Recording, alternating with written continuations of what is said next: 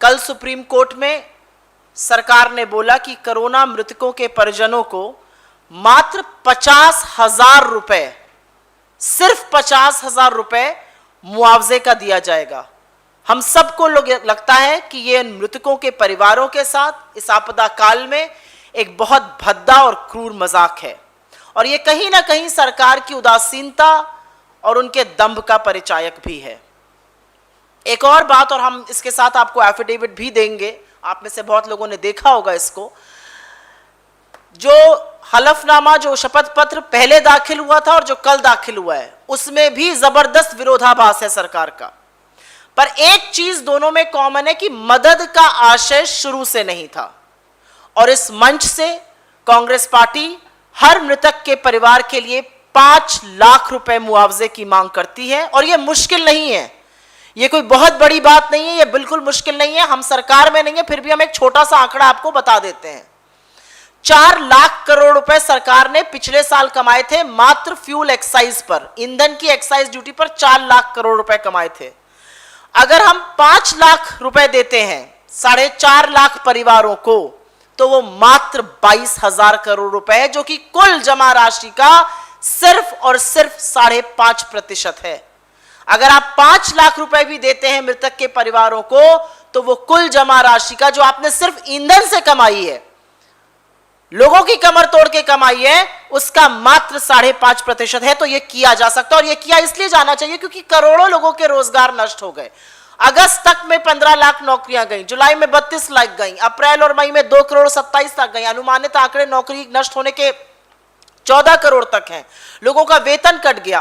भविष्य निधि जो ईपीएफ होती है, वहां से 66,000 करोड़ रुपए लोगों ने विड्रॉ किए। और ऐसे टाइम में जरूरत है, क्योंकि बहुत बच्चे यतीम हो गए, परिवार के जो मेन ब्रेड विनर्स थे, जो मुख्य कमाने वाले थे, वो चले गए। और ऐसे में 50,000 रुपए देना, ये ना देते वो बेटर था। लेकिन ये भद्दा मजाक जो हो रहा है, ये बहुत गलत है कि सरकार ने सुप्रीम कोर्ट में सबसे पहले आपदा प्रबंधन अधिनियम, डिजास्टर मैनेजमेंट एक्ट 2005 के तहत कोविड महामारी तो आपदा है ही नहीं, सबसे पहले यह कहा था। पहली बात सरकार ने कहनी चाहिए कि कोविड तो आपदा ही नहीं है सुप्रीम कोर्ट में।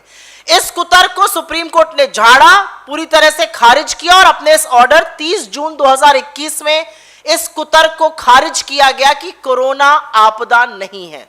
8 अप्रैल 2015 को SDRF, state disaster relief fund, और एनडीआरएफ की एक संशोधित सूची रिलीज करी थी, सहायता के नए मानदंड रिलीज किए थे और उसके आधार पर किसी भी आपदा के दौरान बाकी कोई भी सहायता के अलावा 4 लाख रुपए मुआवजा देना हमारे कानून में, हमारी गाइडलाइंस में अंकित है। तो सरकार लिखे हुए कानून को भी फॉलो नहीं करना चाहती है।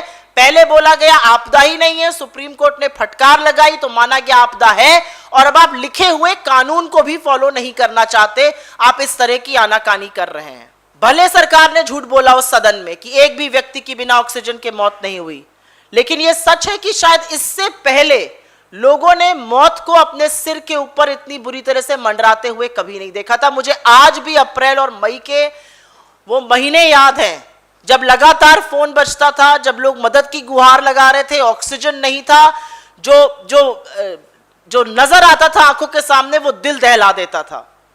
जब दवाइयां, अस्पताल, वैक्सीन, ऑक्सीजन मुहैया कराना था तो सरकार रण छोड़ के भाग गई। हमें चाहिए था रणबांकुर, हमें मोदी जी मिले रणछोड़। आपको एक भी प्रेस वार्ता याद है मोदी जी की इस कोरोना काल के दौरान, जब आम जनमानस तो त्रस्त था ही? आपको याद होगा कि भाजपा के कार्यकर्ता, भाजपा के नेता, इन भक्तों की मंडली, इनके विधायक, इनके सांसद तक टैग कर करके मदद की गुहार लगाते थे, लेकिन मदद कहीं भी नहीं दिख रही थी, क्योंकि सरकार की तो प्राथमिकता ही कुछ और थी।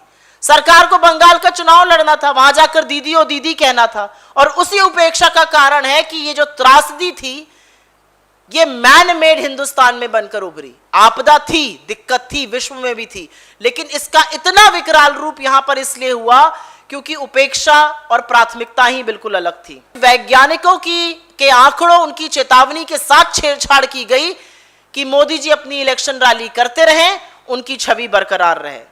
लेकिन मोदी जी की एक और भी खूबी है कि विफलता खुद की होती है, ठीकरा दूसरे के सिर पर फोड़ते हैं। जो स्वास्थ्य मंत्री चेंज किए गए, जो जूनियर मंत्री चेंज किए गए, जो विभाग में चेंजेस हुए, वो विफलता की स्वीकारोक्ति है। पर आज 50,000 रुपए देकर सरकार क्या साबित करना चाहती है? और आज मुझे लगता है एक ठीक दिन है कि हम पूछें कि पीएम केयर्स फंड का क्या हो रहा है। आंकड़ों के मुताबिक जो हम आपके माध्यम से पढ़ते हैं, क्योंकि कभी बताया नहीं गया है, 40 से 50,000 करोड़ रुपए उस फंड में आए थे। आप कहते हैं आपने वेंटिलेटर मंगाए, आपने कहा हमने ये किया।